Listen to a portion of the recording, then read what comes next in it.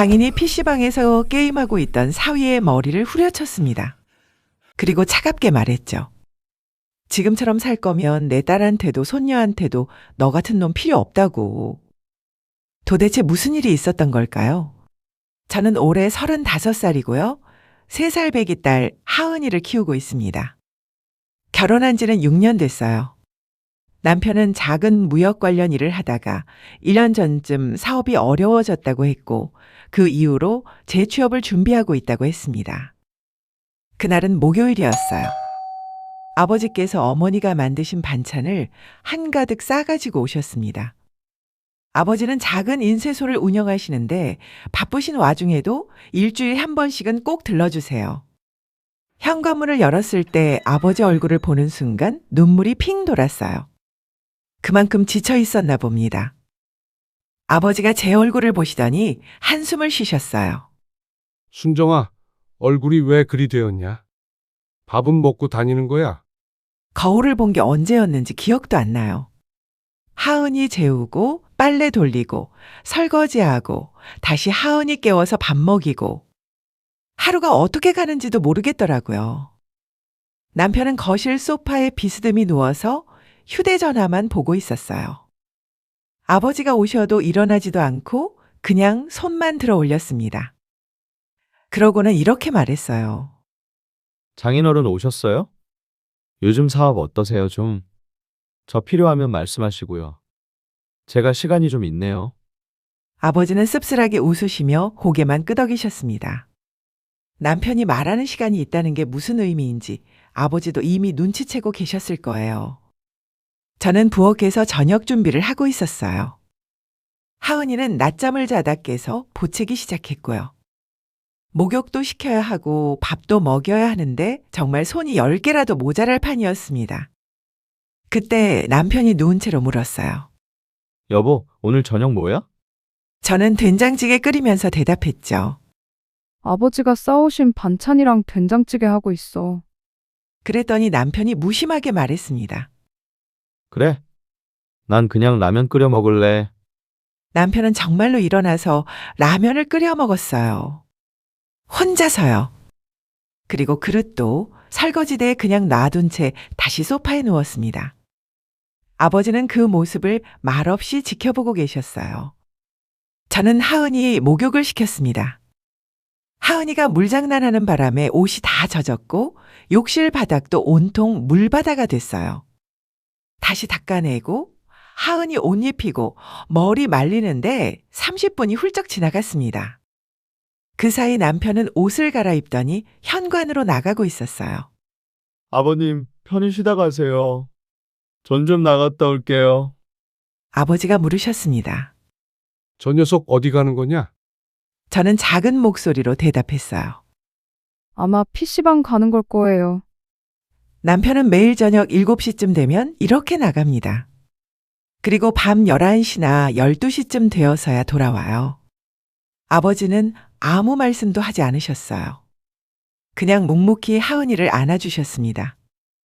순정아, 밥 먹어라. 하은이는 내가 볼게. 저는 그제야 식탁에 앉을 수 있었어요. 어머니가 만드신 멸치볶음, 시금치 나물, 어묵볶음이 담긴 그릇들이 보였습니다. 밥 한 숟가락을 뜨는데 눈물이 났어요. 이렇게 따뜻한 밥을 앉아서 먹는 게 얼마만인지 모르겠더라고요. 보통은 하은이 밥 먹이다가 남은 걸 후다닥 먹거나 서서 먹거나 아니면 아예 거르는 날도 많았거든요. 아버지가 조심스럽게 물으셨어요. 순정아, 많이 힘들지? 저는 괜찮은 척 하려고 했는데 목소리가 떨렸습니다. 괜찮아요. 하은이 보고 사는 거죠. 아버지가 단호하게 말씀하셨어요. 순정아, 엄마 아빠 있잖아. 힘들면 우리한테 오면 돼. 그 말에 참고 있던 게 터져버렸어요. 고개를 떨구니까 눈물이 뚝뚝 떨어졌습니다. 어머니가 만들어주신 따뜻한 반찬 위로 제 눈물이 떨어지는 게 보였어요. 아버지는 기다려주셨습니다. 제가 울음을 그칠 때까지요. 한참을 울고 나니까 조금 후련해졌어요. 그리고 그동안 숨겨왔던 이야기를 꺼냈습니다. 아빠, 사실은요. 남편이 1년 전에 사업을 접었어요. 원래는 곧 다른 일 구한다고 했는데 면접을 본 적이 한 번도 없어요. 매일 PC방만 다녀요. 아버지는 한동안 아무 말씀도 하지 않으셨어요. 하은이를 안고 계셨는데 하은이가 아빠 얼굴을 만지작거리며 웃고 있었습니다. 아버지 표정이 굳어지는 게 보였어요. 1년이나 됐다고? 그럼 그동안 생활비는 어떻게 한 거냐? 저는 사실대로 말씀드렸습니다. 제가 결혼 전에 모아뒀던 돈이 좀 있었어요. 그걸로 버티고 있어요. 근데 이제 거의 다 떨어져 가요. 아버지 목소리가 떨렸어요. 왜 진작 말 안 했냐? 엄마 아빠한테는 왜 말을 안 해? 걱정하실까 봐요. 그리고 남편이 곧 일 구할 거라고 했거든요. 처음에는 저도 믿었어요. 아버지는 조용히 일어나셨습니다. 하은이를 제 품에 안겨주시더니 현관으로 가셨어요. 신발을 신으시는 아버지께 여쭤봤습니다. 아빠, 어디 가세요? 금방 다녀올게. 아버지는 남편이 간 PC방으로 가셨습니다. 저희 집 근처에 PC방이 딱 한 군데 있거든요. 남편은 맨날 거기 가요. 나중에 아버지한테 들은 이야기인데요. PC방 문을 여니까 남편이 제일 안쪽 자리에 앉아서 게임을 하고 있었대요. 헤드셋을 끼고 완전히 몰입해서 게임하는 모습이었다고 합니다. 아버지는 남편 뒤로 가셨어요. 그리고 게임하는 남편 머리를 탁 쳤습니다. 남편이 깜짝 놀라서 헤드셋을 벗고 뒤를 돌아봤는데 아버지가 서 계셨던 거죠. 아버지가 차갑게 말씀하셨대요. 자네, 일도 안 하고 애도 안 보고. 그게 가장이야? 주변 사람들이 다 쳐다봤대요. 남편 얼굴이 새빨개졌고요. 남편이 작은 목소리로 변명하려고 했대요. 장인어른, 그게 아니라. 아버지는 들으려 하지도 않으셨습니다. 지금처럼 살 거면 내 딸한테도 하은이한테도 너 같은 놈 필요 없어. 내가 애들 데리고 간다. 그리 알아. 남편은 아무 말도 못했대요. 그냥 고개만 푹 숙이고 있었다고 합니다. 아버지는 다시 집으로 돌아오셨어요. 그리고 저한테 말씀하셨습니다. 순정아, 짐 싸. 엄마 아빠 집으로 가자. 저는 울면서 고개를 저었어요. 아빠, 저 여기 있을게요. 조금만 더 기다려 볼게요. 아버지는 한숨을 쉬시더니 제 어깨를 토닥이셨습니다. 알았다. 근데 더 이상 혼자 참지는 마라. 힘들면 바로 말하고. 그날 밤 남편은 새벽 1시가 넘어서 들어왔어요. 술 냄새가 났습니다. 저는 하은이 옆에 누워 있었는데 남편이 조심스럽게 방문을 열더니 들어왔어요. 남편은 한참을 서 있다가 제 옆에 앉았습니다. 미안해. 정말 미안해.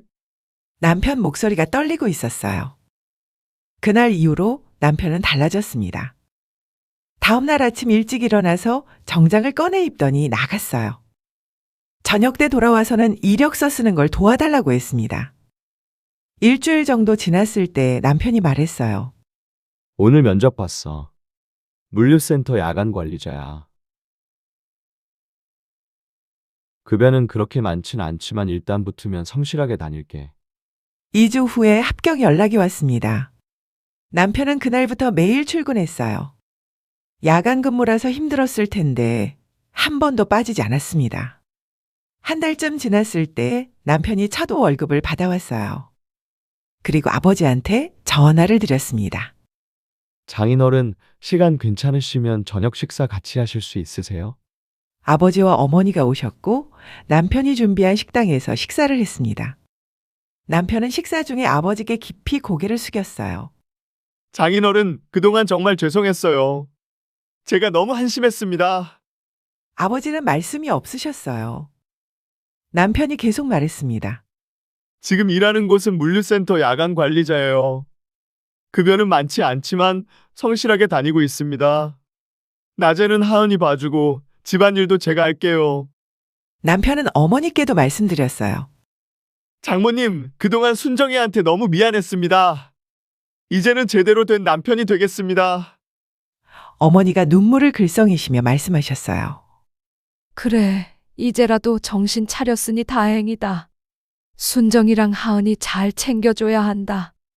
그날 저녁 집으로 돌아오는 길에 남편이 제 손을 잡았어요. 순정아, 정말 미안해. 앞으로 잘할게. 저는 아무 말 없이 고개만 끄덕였습니다. 그로부터 3개월이 지났습니다. 남편은 정말 달라졌어요. 야간 근무를 마치고 오전에 돌아오면 씻고 몇 시간 자고 일어나서 하은이를 돌봐줍니다. 제가 빨래하고 청소할 때 하은이랑 놀아주고 장도 같이 봐요. 어제는 남편이 회사에서 성과급을 받았다고 했어요. 많은 금액은 아니었지만 남편이 그걸로 장모님께 드릴 선물을 샀습니다. 어머니가 좋아하시는 건강식품이었어요. 아버지한테 전화를 드렸더니 이렇게 말씀하셨어요. 사위가 이제 사람 구실하는구나. 그래도 순정이 너는 조심해라. 사람이 쉽게 바뀌진 않으니까. 맞는 말씀이에요. 저도 아직은 조심스럽습니다. 하지만 변화하려고 노력하는 남편의 모습을 보면서 조금씩 마음이 열리고 있어요. 어제 저녁에는 남편이 하은이를 재우고 나서 제 옆에 앉았어요. 순정아, 나 요즘 자격증 공부 시작했어. 물류 관련 자격증이야. 따면 승진할 수 있대. 남편 눈빛이 예전과 달랐어요. 무기력하고 공허했던 눈빛이 아니라 뭔가 목표를 가진 사람의 눈빛이었습니다. 저는 이제야 희망이 보이는 것 같아요. 앞으로 어떻게 될지는 모르겠지만 남편이 계속 이렇게 노력한다면 저희 가족도 행복해질 수 있을 거라고 믿습니다. 여러분, 오늘 사연 어떻게 들으셨나요? 때로는 가족의 따끔한 충고가 사람을 변화시키기도 합니다. 이 사연의 아버지처럼 용기 있게 나서주는 분이 계셔서 가족이 다시 바로 설 수 있었던 것 같아요. 힘든 시간을 겪고 계신 분들 혼자 참지 마시고 가족에게 도움을 청하세요. 그리고 변화하려고 노력하는 사람에게는 한 번쯤 기회를 주는 것도 필요하답니다. 오늘 사연이 도움이 되셨다면 구독과 좋아요 부탁드려요. 다음에도 더 좋은 사연으로 찾아뵙겠습니다. 감사합니다.